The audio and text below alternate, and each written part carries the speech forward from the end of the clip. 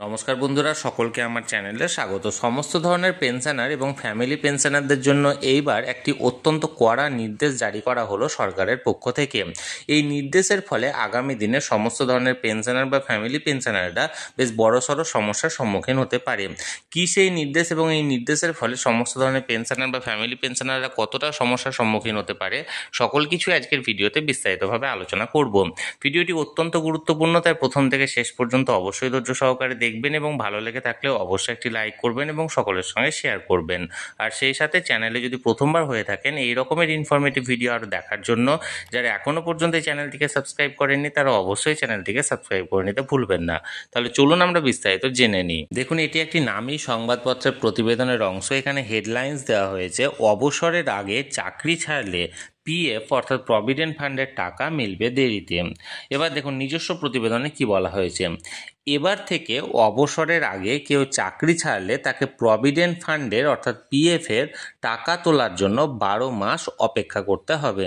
আগে করতে হতো 2 মাস, অর্থাৎ আগে 2 মাসের মধ্যে কেউ যদি অবসরের আগে চাকরি থেকে রিটায়ার নিত বা ভলান্টারি রিটায়ারমেন্ট নিত, তাহলে তারা 2 মাসের মধ্যে প্রভিডেন্ট ফান্ডের টাকা পেত। এবার নতুন নিয়মে বা নতুন নির্দেশের ফলে এবার থেকে তাদেরকে 12 মাস অপেক্ষা করতে হবে।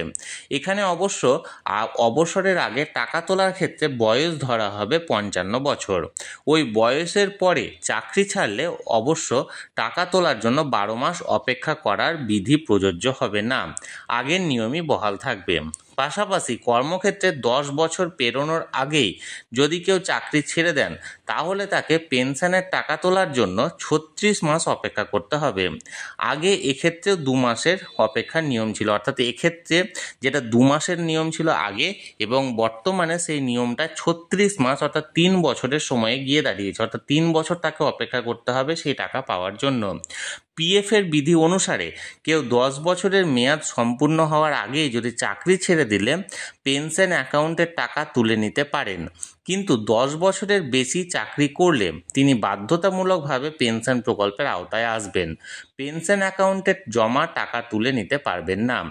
ওসি পরিষদের সদস্য এবং টিইউসিসির সাধারণ সম্পাদক এসপি তিওয়ারি জানান, পিএফের সদস্যদের বাড়তি টাকা সুরক্ষিত থাকার ব্যবস্থা করতে নতুন নিয়ম চালু করা হয়েছে।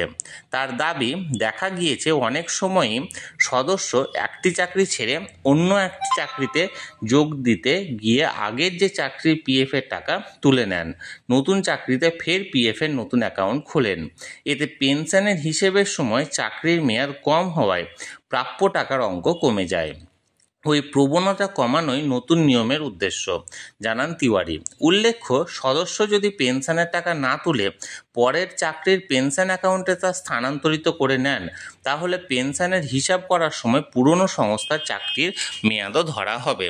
তাহলে বন্ধুরা, এক্ষেত্রে যেটা ইপিএস 95 পেনশন অর্থাৎ ইপিএফও অর্থাৎ এমপ্লয়িজ প্রভিডেন্ট ফান্ড অর্গানাইজেশনের তরফ থেকে নতুন নিয়ম জারি করা হয়েছে। যে নতুন নিয়মে বলা হয়েছে যে কারো অবসরের সময়সীমা অর্থাৎ রিটায়ারমেন্টের এজ যদি 60 বছর হয় এবং আগে যে নিয়ম ছিল অর্থাৎ 55 বছর বয়সের পর তিনি ভিআরএস নিতে পারবেন, কিন্তু কোনো কারণবশত সেই ব্যক্তি যদি অন্য কোনো চাকরি পেয়ে যান এবং সেই চাকরির কারণে তিনি যদি 55 বছর বয়স পূর্ণ হওয়ার আগে যদি তিনি পুরনো চাকরিটা তিনি ছেড়ে দিয়ে নতুন চাকরিতে যোগদান করে এবং সেক্ষেত্রে তার পেনশন অ্যাকাউন্টে বা পিএফের যে ব্যালেন্স পুরনো চাকরিতে এতদিন জমা পড়লো সেই ব্যালেন্সটা আগামী 2 মাসের মধ্যে তিনি ফেরত পেতেন, কিন্তু নতুন যে নিয়মটি কার্যকর করা হচ্ছে সেই নিয়মের ফলে তাকে 12 মাস থেকে 36 মাস পর্যন্ত ওই পুরনো চাকরি অর্থাৎ আগের চাকরির টাকাটা ফিরে পেতে তাকে অপেক্ষা করতে হবে এবং এই নিয়মের ফলে বেশ কার্যত সমস্যায় পড়তে পারে সমস্ত ধরনের এমপ্লয়ি এবং পেনশনাররা।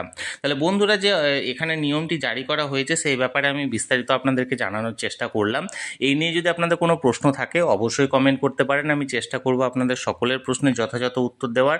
আর এই ভিডিওটি ভালো লেগে থাকলে অবশ্যই একটি লাইক করুন এবং সকলের সঙ্গে শেয়ার করুন। আর সেই সাথে এই চ্যানেলে যদি প্রথমবার হয়ে থাকেন অবশ্যই চ্যানেলটিকে সাবস্ক্রাইব করে রাখুন।